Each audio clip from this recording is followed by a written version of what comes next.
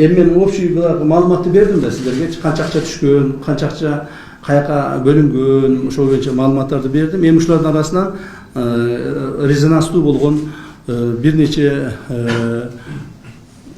коррупциялык кылмыштар боюнча маалымат берип коеюн. Биринчи, 2021 жылы Кыргыз Республикасы Жогорку Кеңешинин депутаты, мурдагы депутаты Кубанычбек Жумалиев мамлекеттик кирешесине 1 миллиард сом, 11 миллион 976 акш долларын акчалай жана мүлк ретинде төлөгөн. Кубанычбек Жумалиев 1 миллиард сом төлөдү. Дагы айтайын, экинчиси, бул мүлк жөнүндө жана башкалар анын ошол акчанын 45 миллион сомун накталай төлөдү. 955 миллион сомго бааланган Ташкөмүр шаарындагы цемент заводун мамлекетке өткөрүп берген. Так. Экинчи, ошо резонанстуу кылмыштар боюнча. Экинчи, 2022 жылы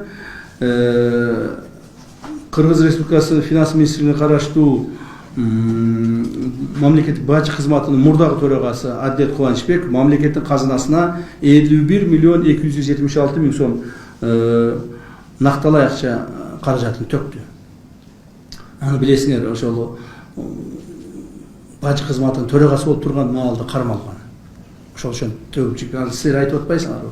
Отуруп эле чыгып кетип атат деп. Жок, отуруп жөн чыкпайт. Эгер кимдир бирөө ошол биздин улуттук коопсуздук мамлекетине кармалган болсо, сөзсүз түрдө өзүнүн жазасын алып анан чыгат. Жөнөн жөн отургузуп кайра чыгарып бере турган оюнчук эмес. 500 соода түйүндөрүн камтыган 209 гектар аянтындагы Баткен базары Шадиевдики болчу. Ал дагы мамлекеттин балансына өткүзүлдү. 551 миллион 999 миң сомдук. То есть Баткен базары толук бойдо мамлекетке өтүп, азыр мамлекеттин карамагында. Жогорку Кеңештин мурдагы депутаты Нурлан Макеев мыйзамсыз менчиктештирген базар баасына 4 миллиард сомдук баягы Чүй облусундагы Кемин районунда 353 гектар жерлери мамлекеттик менчикке кайтарылды. Салыктык башкаруу жана статистикалык тутумдарды модернизациялоо боюнча Дүйнөлүк банктын долбоорун боюнча сатып алууларды жүргүзүүдө коррупциялык фактылары боюнча Кыргыз Республикасы финанс министрлигине караштуу мамлекеттик салык комитетинин төрагасынын орун басары Дубанаев Адилет Садырбекович кармалган. Ал бүгүнкү күндө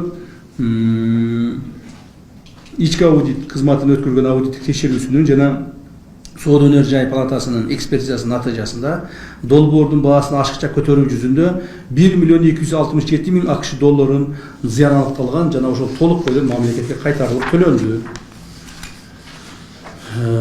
Акциз маркалары боюнча мен отдельно айтамын. Акциз маркалары боюнча налоговыйлардын кылмыштары боюнча бул чоң резонанстуу кылмыш болду. Мындай чоң кылмыш ачылган эмес. Мен муну отдельно айтып кетейин.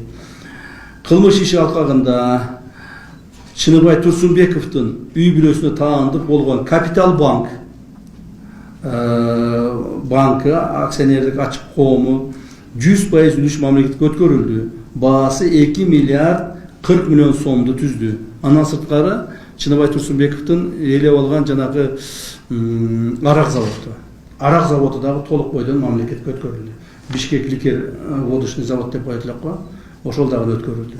Андан сырткары Чыныбай Турсунбековдун аялы кайсыл бир мошенниктер менен байланышып, аны билесиздер. Анан ошонун негизинде булар ушул мени биздин кылмыштын алкагына ошондой иш кылды. Мени вот улуттук коопсуздук мамлекеттик комитетинин төрагасын взятка менен кармайбыз деп мага 5 миллион доллар даярдашкан.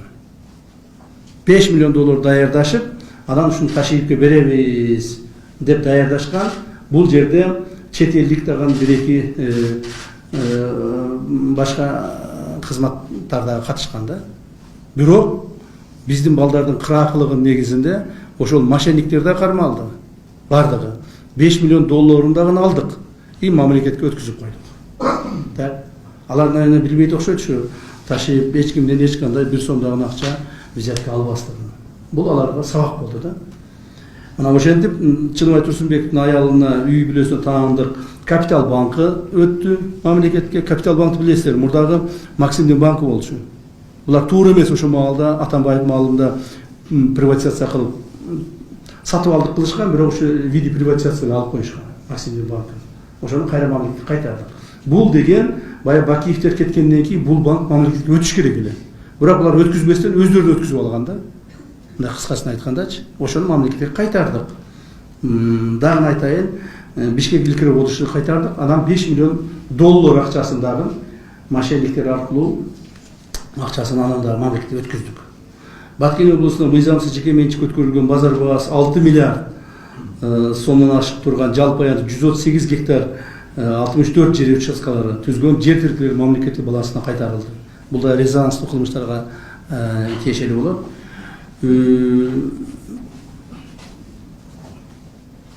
Үчүнчү жактар мыйзамсыз менчиктештирген 5 миллиард сомдон ашык 60 миллион долларлык ашык бааланган жеке ишкер Полишев таандык болгон Железобетон акционер ачык коомдук мамлекеттик мүлккө кайтарылды. Бул дагы тергөөдөн кийин